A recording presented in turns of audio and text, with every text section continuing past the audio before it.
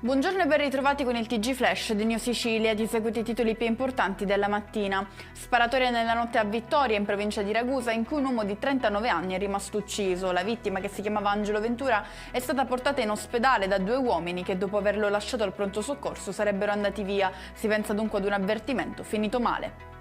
Annullato con rinvio dalla Corte Suprema l'ergastolo di Nino Madonia, boss condannato per l'omicidio dell'agente Nino Agostino. Caduto in prescrizione invece il reato per l'assassinio della moglie della vittima, Ida Castelluccio. Maxi truffa all'INPS a Palermo, 12 le persone indagate dalla Guardia di Finanza e per le quali sono state disposte misure interdittive, sequestrati beni per 7 milioni di euro a 21 società.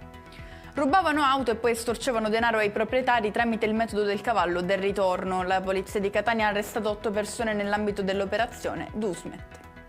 La Sicilia dice no ai cellulari ai bambini. È stata approvata dall'ARS la legge voto targata Movimento 5 Stelle che mira a vietare cellulari e dispositivi digitali ai bambini fino ai 5 anni e a limitarne fortemente l'utilizzo fino all'età adolescenziale. Ora l'ultima parola spetta a Roma, da cui si attende l'eventuale via libera. E con questo è tutto, prossimo appuntamento più tardi alle 19:30. Grazie per averci seguito, buon proseguimento di giornata.